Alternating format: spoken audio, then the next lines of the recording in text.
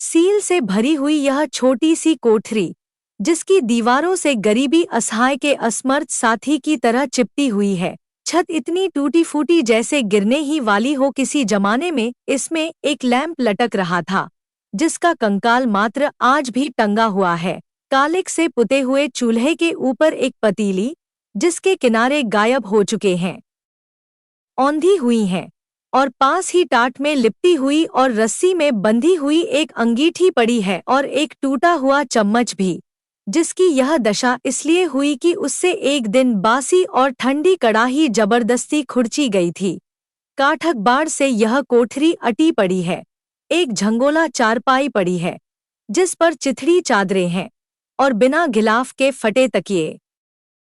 एक तरफ को एक पालना भी पड़ा है, जिसमें एक बच्चा, जिसका सिर बड़ा है और रंग पीला पड़ रहा है, लेटा हुआ सो रहा है। कुंजी और कब्जोंदार एक बक्स रखा हुआ है, जिसका ताला खुला हुआ है, क्योंकि कोई मूल्यवान चीज तो उसमें बच नहीं रही है, जिसकी हिफाजत के लिए ताले कुंजी की जरूरत पड़े। इसके सिवाय एक और मेज पड़ी हुई है और 3 कुर्सियां भी, जो किसी जमाने में लाल रंगी गई थी। फिर एक टूटियल अलमारी भी वहीं उनसे सटी रखी है। इतने सामान की कमी को पूरा करने के लिए 2 बाल्टियां हैं, जिनमें एक गंदे पानी से भरी है और दूसरी साफ से, और फिर एक बरोसी भी है। अब आसानी से समझा जा सकता है कि कोठरी में तिल रखने को भी जगह नहीं थी। लेकिन फिर भी बेचारी ने पति और पत्नी को जगह दे रखी है। चारपाई और पालने के बीच जो संदूक रखा है, उस पर वह अधेड़ यहूदिन बैठी हुई है। उसके दाएं हाथ की तरफ एक छोटी सी धुंधली सी खिड़की है और बाईं तरफ मेज। वह हाथों में मोजा बुनती जाती है, पैरों से पालना हिलाती जाती है, और वह सामने मेज पर बैठा झूम झूम कर और गागा कर जो तालमुद पढ़ रहा है, उसे सुन रही है।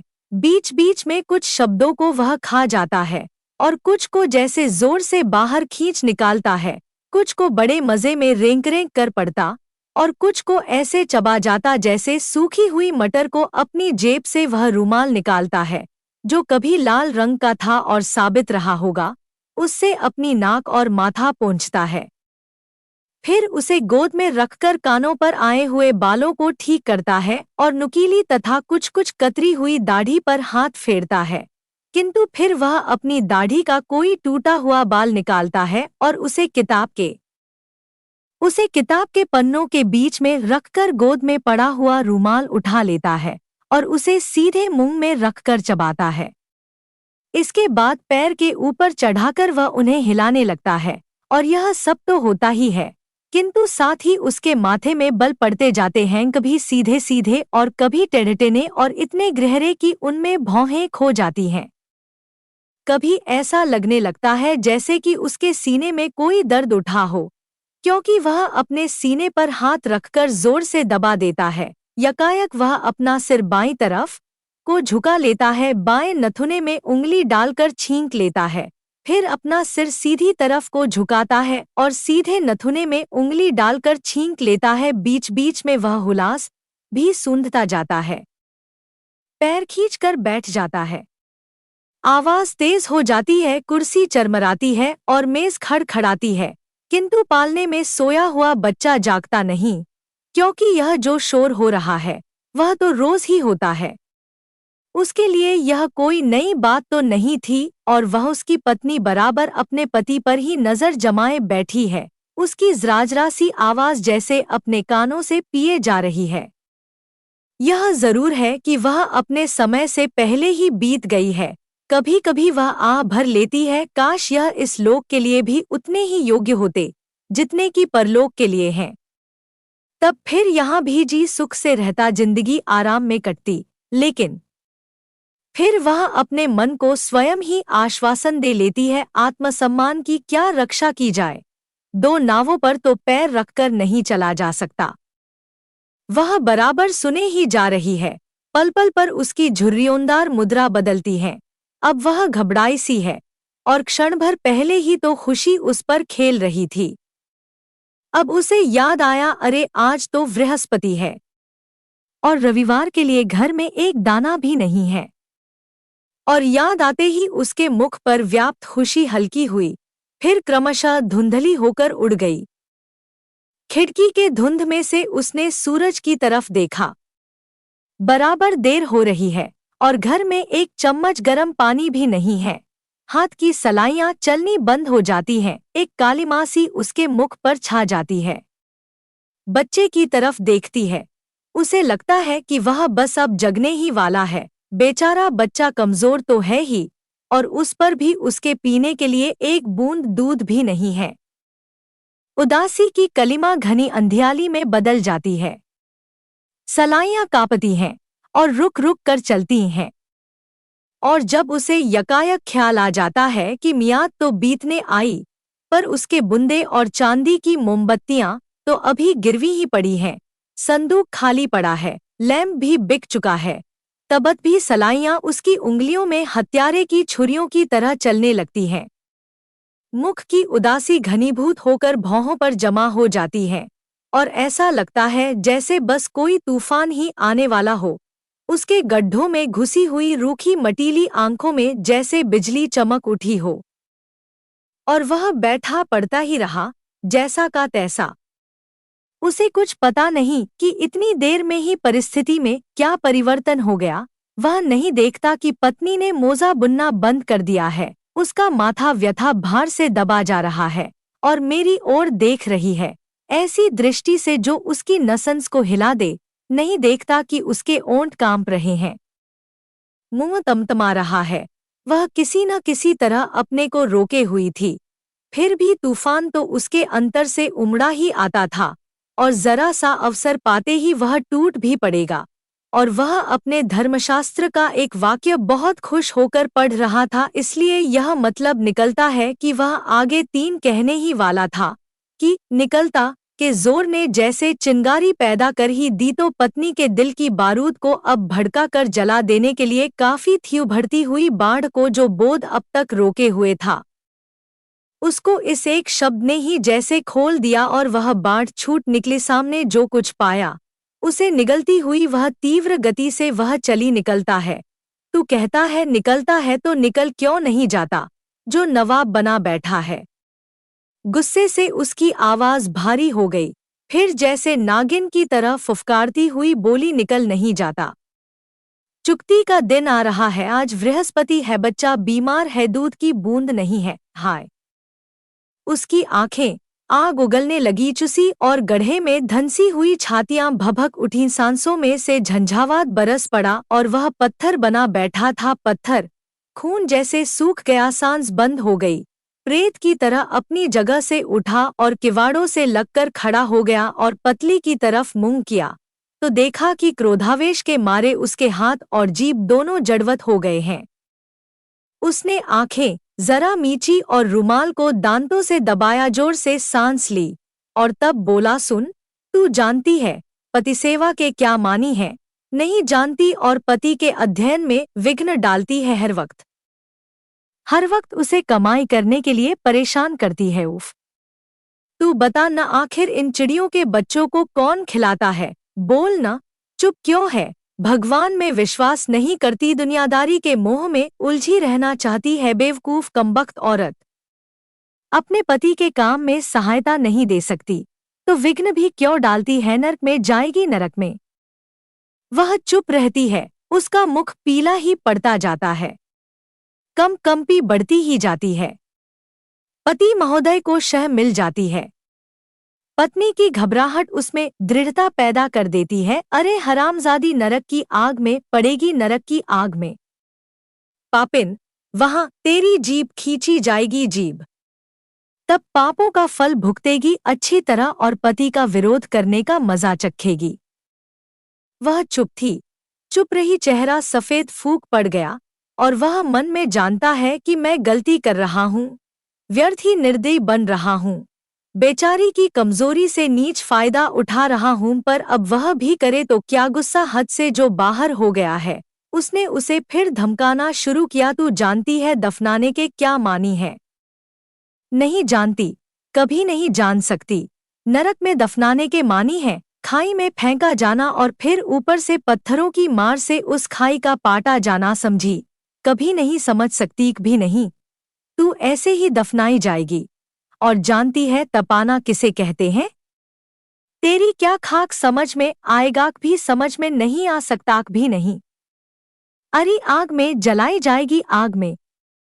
और तेरा पेट फाड़कर उसमें पिघला हुआ सीसा उंडेल दिया जाएगा और कृत्ल समझती है। तलवार से तेरा सिर काट दिया जाएगा।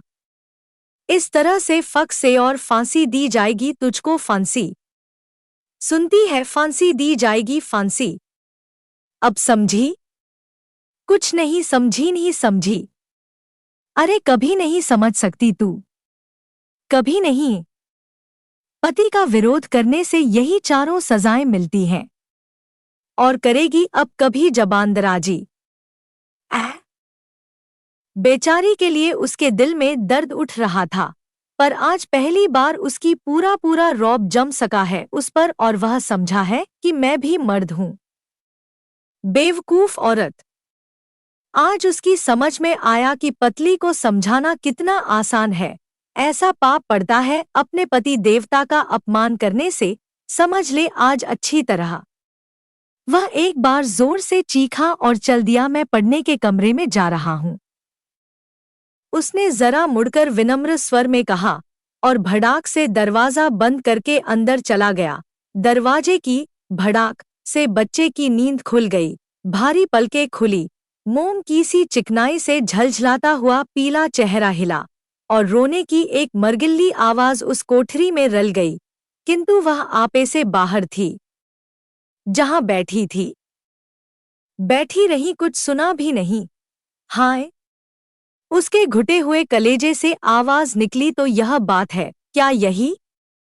इस लोक में तो कुछ है ही नहीं, परलोक की कौन जाने। वह कहता है फांसी लगेगी, पत्थर पड़ेंगे, आग में झोंकी जाएगी, सर काटा जाएगा, गला घोटा जाएगा, फांसी लगेगी, उबलता हुआ सीसा पेट चीर कर उंडेला जाएगा। पति की बात न मानने पर, धर्मशास्त्र के विरुद्ध कार्य करने पर।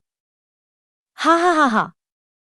फिर वह एकदम जैसे अत्यंत व्यग्र हो उठी हूं। मुझे फांसी लगेगी, लेकिन यहीं अभी यहीं इंतजार किसका करना है अब? बच्चे ने और जोर से रोना शुरू किया, परंतु वह बहरी बनी रही। रस्सी रस्सी। और कोठरी में चारों तरफ वह पागल की तरह घूमने लगी, कोना कोना देखने लगी। रस्सी रस्सी किधर गई? मैं चाहती हूं मेरी हड्डी भी उसके हाथ न लगे। कम से कम इस नरक से तो पहले छुट्टी ले लूं आज। जरा मजा तो चखे, वह बच्चे को एक दिन पाल कर तो देखे, तब सब चर्बी छट जाएगी आंखों की।